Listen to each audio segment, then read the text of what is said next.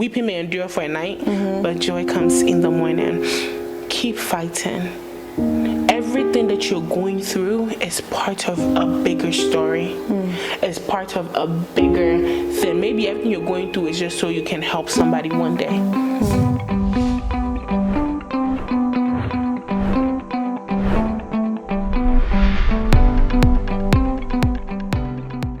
This part of your story helped shape you even more, so I want to touch on it a little bit. Sure. For the viewers, I know I'm nervous.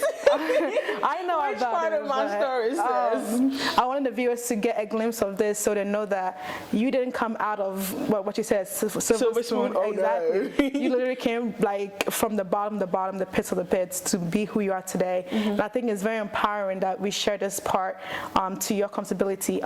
Okay. The sexual assault that happened in the club. Can we? It wasn't in the club. It wasn't the club. Hey, sis. It wasn't in the club. Obviously, I have a listening problem. But let's talk about the sexual assault and how that led to, like, where in that timeline was it? The transformation time of going to church or before church? It was during the transformation. Okay. September 2017. Oh, Jesus. Okay, September 2017, I met a young man. He had moved here. I think he was here for a visit. Well, I thought he had moved here from London. That's what I thought, and that's what I was told. I met him through a mutual friend of mine, my sister. I met him through her, and I think we were just talking when we met that day, and it was more, oh, let's go on a date. You know, you guys meet for the first time. He was cool. He was pretty cool. And for me, I was okay, well, my sister knows him, so why not? Was it the London accent that got you? Girl, it was the London accent, cause child. I know. It was the in it. I was like in it, poppy. No, we decided to go on a date, which was on a Friday, because I think we initially met on a Monday, and so of course we exchanged numbers. We were talking through it, so we decided to meet on a Friday night, because I think. Yeah, it was on a Friday night. So I was okay. I had church, because church used to end around 10 or something. So I was okay, after church, I will, meet up with you. And that day, thankfully, my little brother Joel was born, so my dad canceled church. So I remember I texted him, I was like, well, there's no church tonight, so I'm at the hospital with my mom. I will leave, and then I will meet you. So we decided we're going out. I think we decided we're going to go out. But then me being at the hospital, it was going to be a little late. So he was okay, why don't you come hang at my place? I didn't really see anything wrong with that. I don't want to really go into details, but I went to his place, we were hanging out, and then we're playing games, right? And oh God, we're drinking. So whoever loses the game has to take a shot. Okay. I thought I was gangster. I thought I was gangster and I'll be okay. You were a lightweight. I remember you saying that. I'm a lightweight. Not back then. I was a lightweight. Okay. Back then, don't play me now. It's like, I don't drink no more. I gave my life to Jesus. Amen. No, back then I was a lightweight.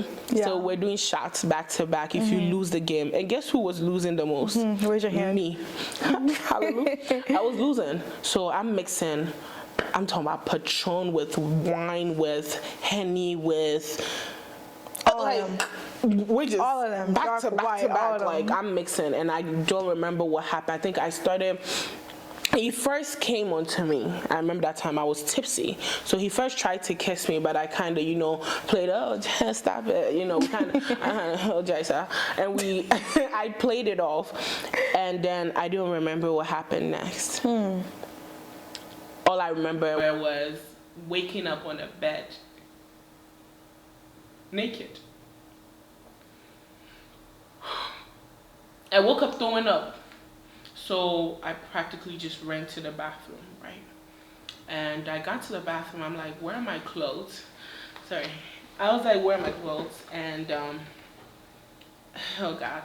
So I get to the bathroom and I'm like, where are my clothes? And, because I think my top was on, but I didn't have pants on.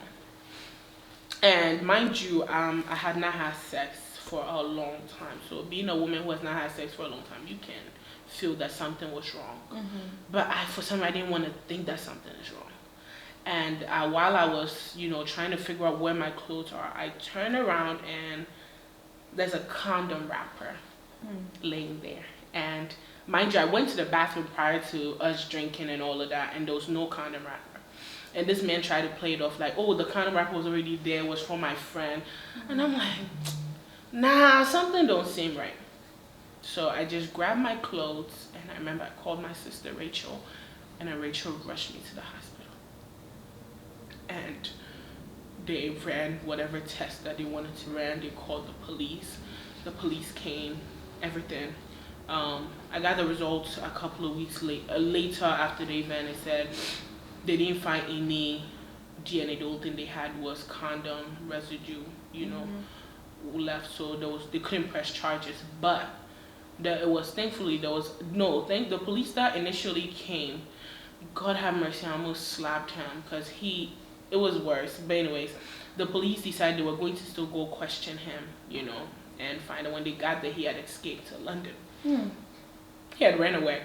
And a couple of weeks later, another police called me. He was like, they could have stopped him, but the person that was on my case just didn't care. And so this man, the police said that I don't want to make it a racial thing, but it was a black police officer that called me 2 weeks later, because the initial police that came to the hospital were 2 white men. And if I tell you, they treated me like trash. Like the volunteer, because so when you are sexually assaulted in Ohio, they bring a volunteer to come make sure you're okay, to keep you safe and make sure you're okay. Even she was upset. She got upset, like, are you serious? This is a woman who has been assaulted. Because they came and they were like, because it was 5 a.m. So I think maybe they were sleeping and they woke them up. So, like, they didn't care. And so this police called me 2 weeks later. He was like, I'm so sorry of how you were treated. There was more they could have done. They could have done so much. Because it happened 5 a.m. You can't tell me he was on the plane. You can't get it. It didn't make sense. And so the officer was like, right now, there's nothing I can do because he has escaped. We didn't get, if they had his DNA, maybe they could have done something, but I don't know if the hospital just didn't do it right. Like, even the police was like, it doesn't make sense. The only thing that they found on there was condom residue. So the police was like, we will leave the case open. So my case is still open, 2017. I have 10 years. The case is still open, and right now it's whenever, like, let's say if somebody comes out and it matches his information, then they can kind of use my incident to deal with him. So pretty much, 2017 I feel like was my worst year, but then I feel like it twisted me because I turned crazy. I don't want to go into details, but I turned crazy after that. It was wild. It led to so many things. I started spiraling for almost 2 years to 2019. And let's just leave it there. So with that, like, what was your support system like? I had a good family support. My dad, my mom, God bless them, my sisters, God bless them. They were all amazing. I had a great support system, but I think somebody like me, I'm not good at showing my pain. I don't like people asking me what's wrong.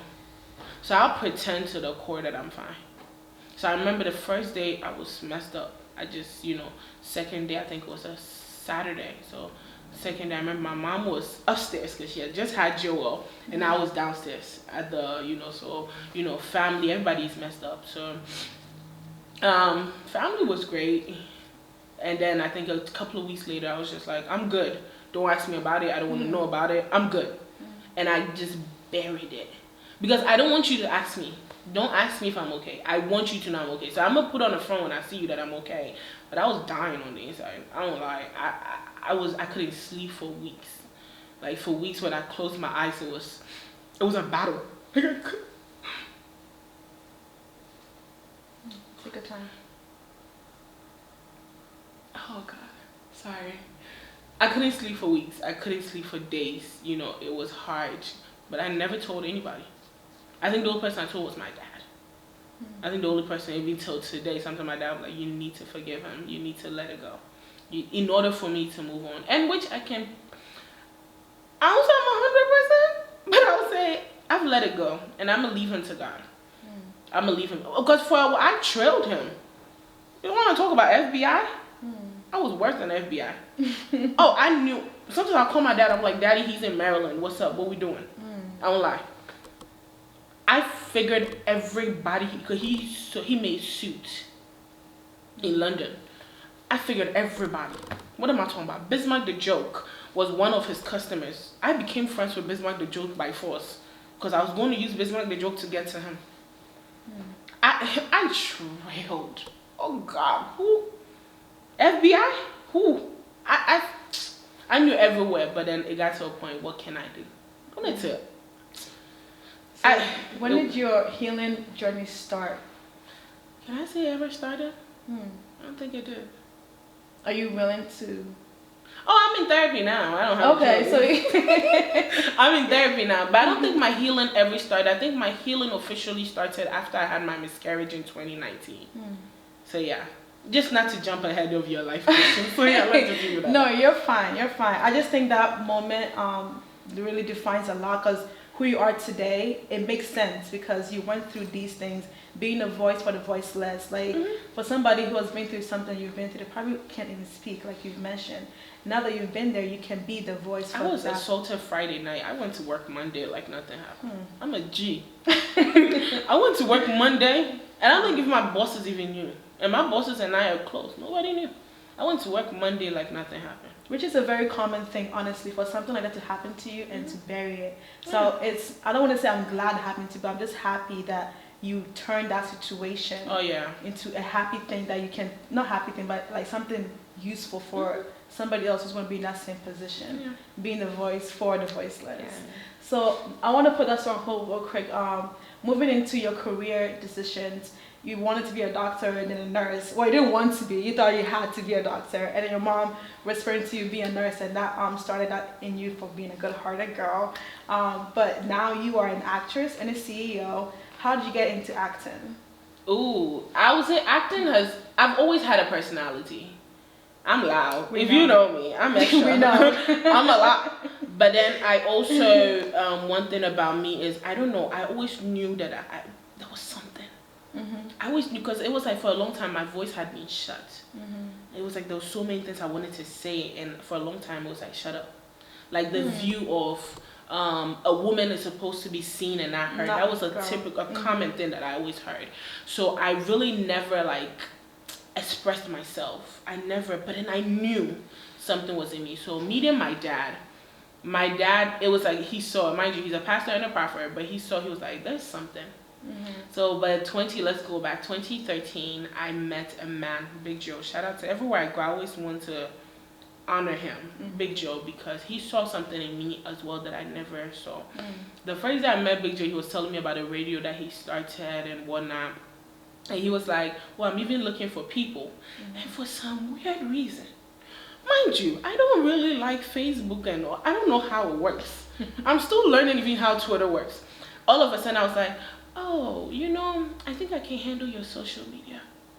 And after I said it, I was like, what did I just say? Because this was 2013, 2014. I wasn't even on Instagram 2013, 2014. I wasn't there. I don't know where you're a social manager. What am I, like, how am I going to do this? So I said it random. When you say something that you think about, like, oh, snap. I said it. And then he was like, okay. It was a Sunday. I will never forget. It was a Sunday. He was like, meet me on Monday at 12. And he gave me an address. So Monday at 12, I met him. And when I met him, we spoke for a while. He was like, there's something about you. I want you to have a show. And I'm looking at this man like, do you know who I am? I'm gangster. I'm not doing this. And mind you, I considered myself gangster. I was like, I'm not doing this. And he was like, yeah, you're going to do it. I was like, no, I'm not. We debated for a long time. And then in walks this man called Papa Sly. Papa Sly sees me. He looks at me. He was like, oh, yeah, you're going to be on my show today. Somebody you don't know. And I'm looking at Papa Sly like, who does this man think he is? Who is he talking to me? I was like, no. He was like, yeah, I need a co-host. And I was like, something in me was like, okay, do it. Will it hurt? No. So I went and sat there, and I don't remember the topic, but it was me and another woman, and it was a conversation that they were already planning to have. He just kind of threw me in there and they asked me questions. And if you know me, I'm a very opinionated person, and I have a view on certain things. And after I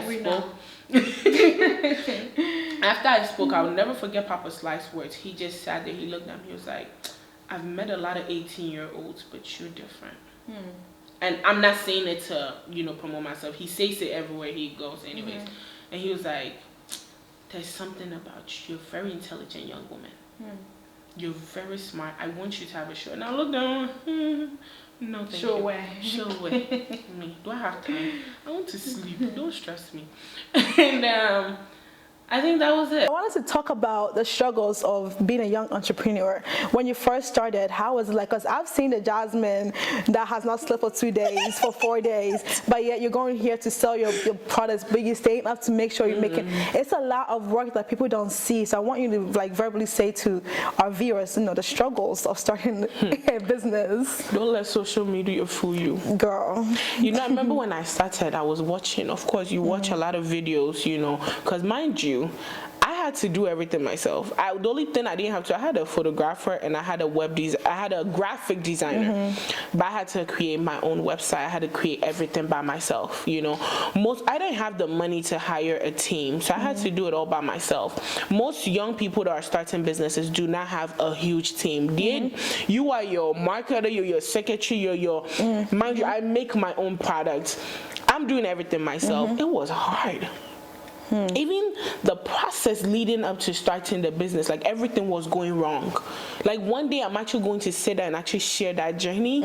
Everything was going wrong, from products, from packaging, from everything, labels. But you kept pushing. I kept pushing. I knew what it was. I remember I drove to even Cleveland to pick up equipment. I would get there, they're like, oh, it's not here. It was a process.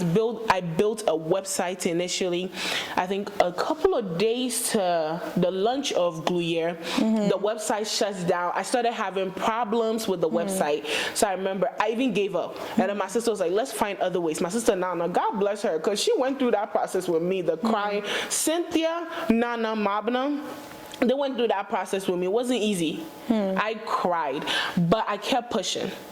There's going to be struggles. Don't let social media fool you. I remember one thing, the mistake I made, I kept watching YouTube videos that I would tell. One of them, I remember someone like, my first week I made 20,000. Yeah, first week. So mind you, I'm going into this business. I know my products are good. I'm expecting $500,000. I was on my first week, I'm going to make 10K. I even lowered my standard, 10K, because I know the products I have. I know it's quality. I was expecting 10K because YouTube said when they started business, they made 500,000 the first month. Right. I think the common one, how to make 100K the first 1 month of business. And me, I was the chief executive watching all those videos, the steps, Instagram ad, this ad, do this. I did everything. I didn't make 10K. I didn't even make $100 the first week. I remember I cried. I remember I called Nana. I was like, are you sure you guys I should do this business? It was hard. I'll go on Instagram and I'll see people that have started business and it's all glam. I'm like, what am I doing wrong? I will cry. I want to say, because I want people to know, it's not peaches and strawberry. Yeah. I will cry. Shout out to Steven. He will have to, I will cry. It's not glam. Forget the makeup I'm wearing right now. I don't remember. I will cry. I'm like, Steven, I'm trying. So what led you to keep going? I knew this. When you have a passion for something, I know this was birthed for a purpose. This is going to go to nations. I kept pushing. Starting a business ain't for the faint of heart. But push, consistency, hard work. Like you were saying, I remember I had to do a sale at Polaris. For almost 3 days, there was no sleep. Because it was a huge sale. Polaris is a huge mall. From work, and mind you, I have a 9 to 5. From work, I'll go straight to making products. Sometimes even you order packaging, you even pay express so that it will get on time, it won't come. So I'll make products sitting there waiting for the packages to come. I remember once I had to drive just to go pick it up because I needed it. And 3 days, back to back, there was no sleep. I remember, I think the Polaris day was my goddaughter's naming. I remember I came after and I was I almost passed out, but I had to show up for my goddaughter, so I showed up. When I got home, I don't think I woke up till the next day evening. It's hard work. Yeah. Don't let Instagram and don't let YouTube fool you. Put in the work. You won't see it that moment. Like I said, I started July 2021.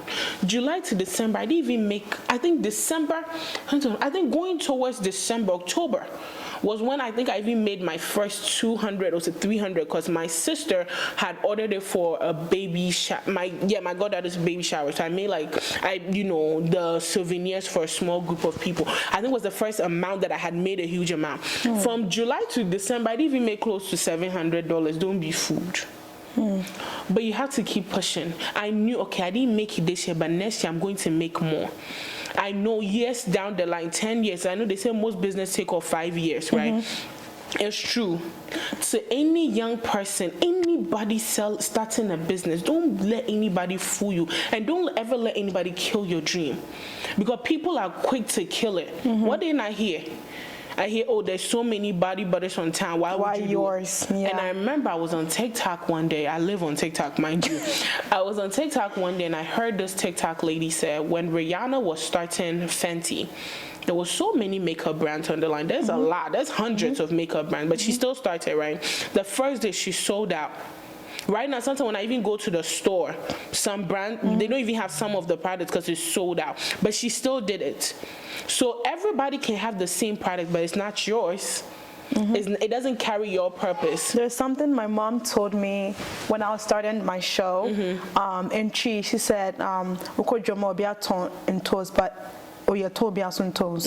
which in English is, when you go to the supermarket, every brand is selling tomatoes, but yet every tomato gets sold out. It's not the fact that it's a saturated market. Is your brand, it's you, it's who you are, what you carry. The meaning itself to me, like, I feel like when people get to know, because I don't know Vaseline's story or like all these big brands, but knowing your story makes it itself. Just having that brand, having your lotion in my hand, like, that's perfect. Thank you, Charlie. There's work hard. Everybody can have the same thing, but it's not yours. Everybody don't. Right now, we live in a world that everybody's ready for quick. They start something tomorrow, they want it to be big. It doesn't work like that. I won't lie to you. I can come sit here and tell you, oh yeah, I started and I made I didn't make shit. I didn't make it. I won't lie. But work hard. Put in the work. You will have sleepless nights. I won't sit here and lie to you. If you like your sleep, just don't start a business. If you have it, don't do it. And I love my bed. I love my bed. But you will have to push. You will have to learn. And I always, whenever I tell people, learn. Always educate yourself, because there's new things always on the market. Always be willing to. If you're not willing to learn, don't start a business. If you're not willing to push, don't start a business. If you're not willing to fight, don't start a business, because it ain't for you. Don't depend on people. People will fail you. Depend on me. I'll depend on God. Me, God is all I have. Your mother, your father can even fail you. If you believe in it, if you deep down believe in, don't let anybody kill it, because people will kill your dreams faster than anything. I don't know how to push on it, but like, I want fight, work hard, and I'm telling you, there's always light at the end of the tunnel. I'm not even close to where I know I want to be, but every single day I wake up knowing I got this and I can do this, and I always fight. So fight till you get there. You're going to break down. If you're a business owner, mental breakdowns is your best friend. I'm not going to sugarcoat it. You will me. There's some days that I will even be crying. Somebody will call me and I'm like, oh, I'm not crying. Last Friday, I was bawling. My brother was like, you're crying. I was like, oh no, man, I'm not crying. You will break down. Mental breakdowns is your cousin. Not your long distance cousin, your close. Like, you will break down. You will have emotion. Your bank account will be empty. Don't let this dress fool you. Don't let the suit fool you. Okay, I bought the suit. It was nice, thank you. But don't let it fool you. There will be days that you will not even have money. There will be days that you have to even choose food or push your business. That shoe or push your business. Push it. You have. one day if I have time, I'll break down the sacrifices you have to sacrifice. You would need to, because there's a statement out there, once you own a business, you're a boss, babe. You're making it out here, you know. Let me say it in English. I don't got it. Because mind you, you're a small business. I'm self-funded. I self-funded everything. So it's like everything you make, you have to put it right back into the business. I didn't get loans. I didn't get nothing. No investments. It was self-funded. So everything you get, you put it right back into the business, right? When regular people normally start businesses, they're not balling. They're not rolling in cash. They ain't got it. Let's go to the genesis of your business. Ooh. You mentioned to me that in 2015, that idea was ringing in your mind, but you just never started. What was the click, that moment, like, I need to start this business? Okay, I don't want to cry again. I promise this tear will not roll down. I'm a G. Nah, all jokes aside. No, 2019, I found out I was pregnant. It was a roller coaster, but I think that was the moment it all clicked to me. I wanted to be able to give my child, and I've always had the vision that I want to make sure I give my child what my grandmother gave me. Everything I desired. There's nothing that I think I've asked my grandmother that she didn't give me. Everything I desired, my grandmother gave it to me. So I think it was that moment of, I need to wake up and do something. I need to actually finally do something, because I want to make sure that I'm giving my child everything that they dream of. I make sure I want to give my child the best life, you know. And so I think that was my wake-up call. And so September, when I had a miscarriage, I think that was the moment of, okay, if I ever get pregnant again, I want to know that I'm at a good place. I want to make sure I'm financially secure, that my kids are good. I want to know that, I want my kids to know, like, whatever I've been through, I want to make sure I give them a vision that whatever she's been through, she still fought to do something. So Gruyere is more of, I want my generation to know that it's for them. So I think 2019, when I lost the baby, it was like it was like, snap, wake up, let go of everybody, forget everybody, ignore everybody. Like, literally was ignore everybody, ignore friends, not even ignore them per se, but like, enjoyment will come. But for now, I need you to focus. And so it was like, I think I sat down and I remember I wrote down everything I've always wanted to accomplish. Everything, from radio to TV to business. And then that was the moment I was like, okay, I'm gonna start with, I think I started with a talk show. I started with a talk show, but it was hard. It wasn't like it was hard, it was just a lot of things. And then I was like, okay, let me start Gruyere. So then I started Gruyere, and then I pushed Gruyere, and here we are. So I think my miscarriage and getting pregnant was kind of a push. Like, I want to give my kids and my family the best life. So I have to wake up and do something. There's more to me than people see. So I want to push stuff out there. So yeah. And now we are at Amoa Network. Hey. Let's talk about that. So Amoa Network is just, I want to represent the voiceless. Like I said, there's so many things that's going to be under it. It's going to have different shows, but all the shows that will be under it is supposed to be impactful. You know, I don't want just anything. And I remember I was talking to my brother recently, and I told my brother, anything that does not impact, anything that does not change, I don't want to do it. So if he's giving me a story to do, I have to know there's impact. Recently, I was part of a production. I called it off because I sat down and I was like, does this represent me? What changes it? I wonder when somebody watches it, they're like, oh, I can do more. Or I wonder when somebody watches it, I want them to feel a change in them.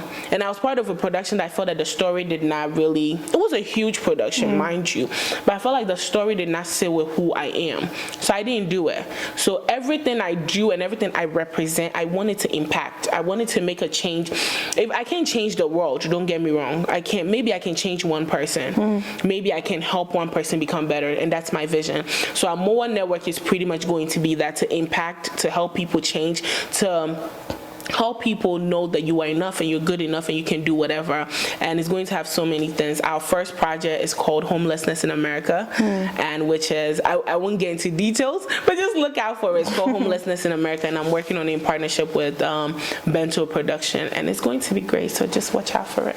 I love it. So this season, my focus was to talk about the stories of diamonds, not diamonds as a diamond, like, you know, diamonds, but like as a woman being a diamond, going through the refining process and becoming that diamond.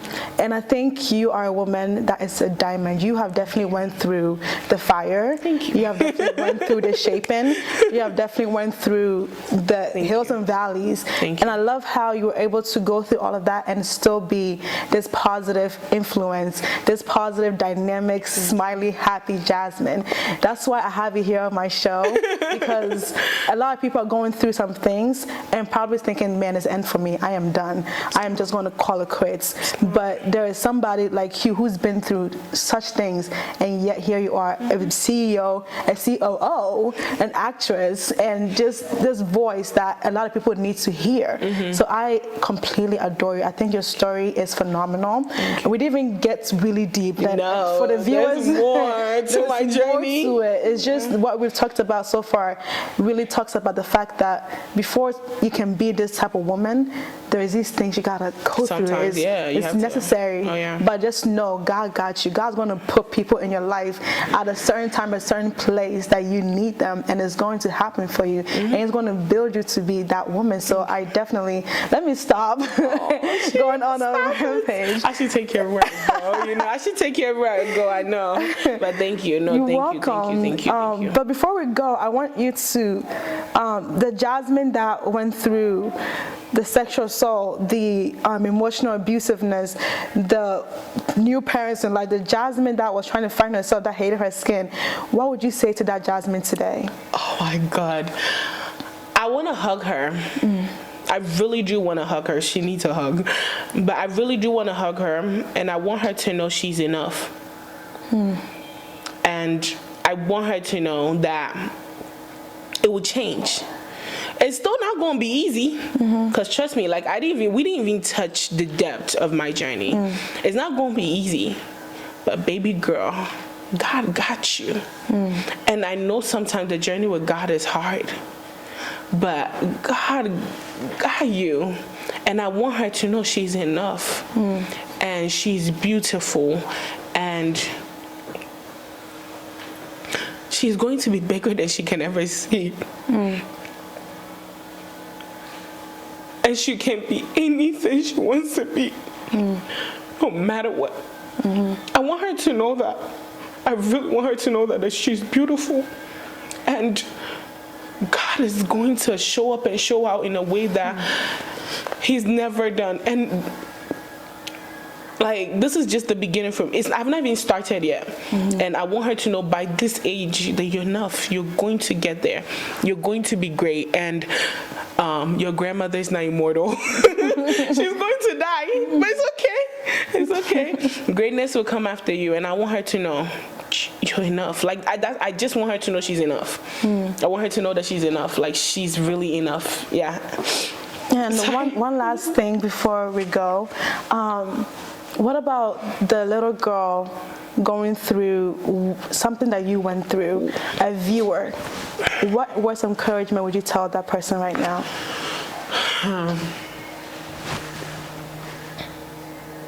Life will always throw things at you, but always know that, I always say that there's always light at the end of the tunnel. No matter what. This too shall pass. And I know there's a common saying, when life gives you lemons, make lemonade. Sometimes you don't have the strength to make lemonade, but this will pass. This journey, and my sister says there's everything that has a beginning has an end. The pain will just last for a season, but joy comes in the morning. All I have is my faith. So joy always comes, and that's what the Bible says. Weeping may endure for a night, but joy comes in the morning. Keep fighting. Everything that you're going through is part of a bigger story. It's part of a bigger thing. Maybe everything you're going through is just so you can help somebody one day. but keep fighting, keep pushing, believe in yourself. God is going to take you places, and have faith in God. Because once you put your faith in Him, nothing, you can't, like, there's nothing that you cannot achieve. It will take some time. Don't be fooled. It's not overnight. But it will happen for you. Have faith. Keep pushing. Keep pushing. Joy surely does come in the morning. Weeping will endure for a night, but joy will come in the morning. And my favorite scripture I always say is Psalm 23. He will set, and I love the whole part, but there's a part in there. He will set a table before you in the presence of your enemies. Your enemies may not be literally enemies. I always change the Bible into, making sure it says, but He will set a table before you. He will set a feast before you. The feast is you're going to make it. He will set that feast before you. Keep fighting, keep pushing. Wake up every day with faith that God got you, and I promise you, He does have your back. Just keep fighting. Joy will come in the morning. So yeah, that's all I can say. We cried, we laughed. Yes.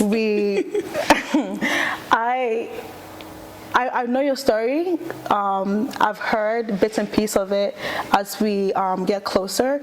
But today, like, I don't know if you noticed, the whole time I was interviewing, I was kind of shaking a little bit. I got kept in a little shred because, like, your story literally is that touching. But I think I've said a lot and asked a lot. So I want to say a big thank you to you, because this is not easy to talk about such trauma. And I've never shared it before. Like, a lot of stuff that I'm sharing with you, only maybe my family know. And I appreciate that so much. That's not something I would take lightly. Yes, you made me do this. I made you do this. You made me do this, guys. She had a gun to my head and she said you had to shake. Like, no, but I'm happy and I'm honored to have you on here. And I pray and hope that whoever listens to you can be like, one day I watched this show and this woman was talking and it changed my life, because your story is life-changing. Thank you. So I want to say thank you for being vulnerable, for being open and being transparent. I love that, and I love you, and I can't wait to see how far you will go. I can't see the Jasmine VanJudah that we have